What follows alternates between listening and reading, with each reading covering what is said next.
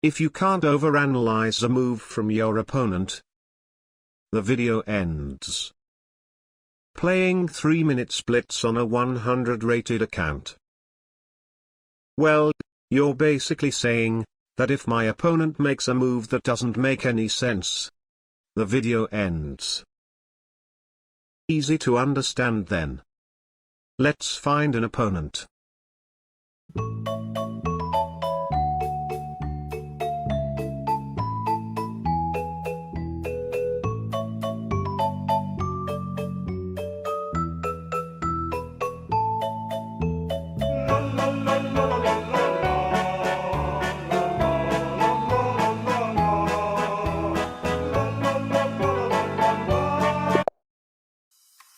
We get a 159 from China. Aha! The second smartest country in the world. To be honest, I'm pretty scared now. Thinking that he may be going to play a move that is so brilliant that I cannot understand. E4. Thank God. I can understand that. He's obviously want to control the center. And since e4 comes with the most amount of opening theories in this game, I don't think I need to say anything more. But now, it's my move. I think that, if I want to overanalyze the moves, those moves need to be very tactical. Therefore, let's go for the most aggressive reply. d5. I know most people are going to say that c5 is the most aggressive reply, but I just don't agree with that. Knight c3. Aha! He's obviously wanting me to go d4, knight back to e2, e5, and then knight g3, which actually transfer his knight from the queen side to the king side, which will help him attack my king in the future. Or even if instead of pushing d4, I go d takes e4, he can also go knight takes e4, and then his knight is very strong in the middle of the board. Alright then. D takes e4. The more I open the center, the more tactics going to happen, and the longer the video is going to be. Knight takes e4. Yes.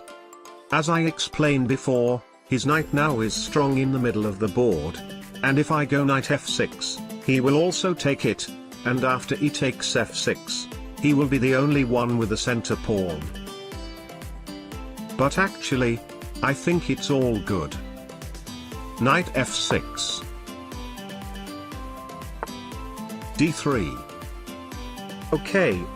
So he changed his plan from taking my knight into if I take his knight, his pawn will take.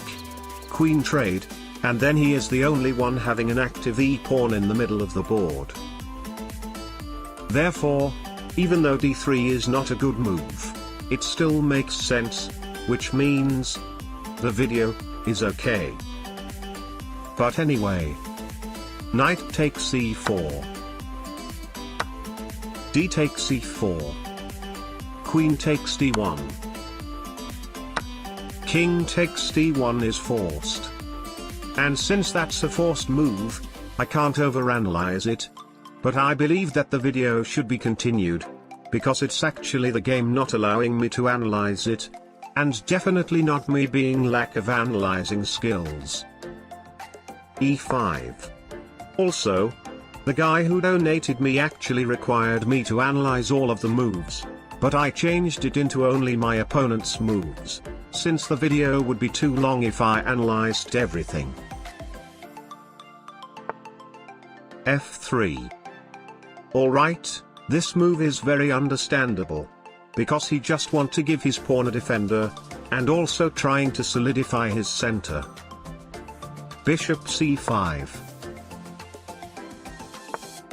Knight e2.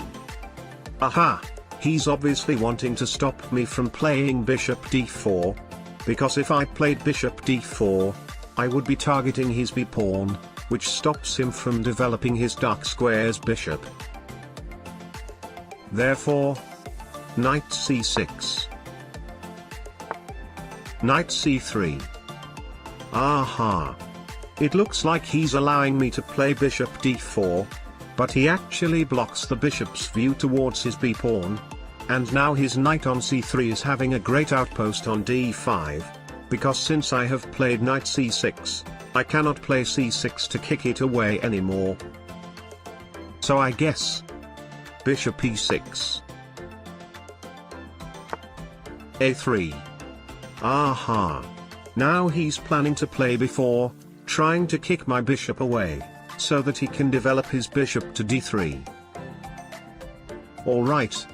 I'll castle. b4. Very aggressive. But anyway. Exactly as I predicted. Bishop c2. Let's tickle him a little bit. King e2. That's a lot of testosterone right there. Once again, he's obviously wanting to kick my bishop away, so that he can play bishop d3. So I guess bishop d4. g4. That blunders a horsey. And after bishop takes c3, rook b1. Bishop e2, traps the rook. But still, a bad move doesn't mean that it's meaningless. So as long as I can find a way to analyze this g4 move, the video is fine. Nope. I can't think of anything. Therefore, what the f-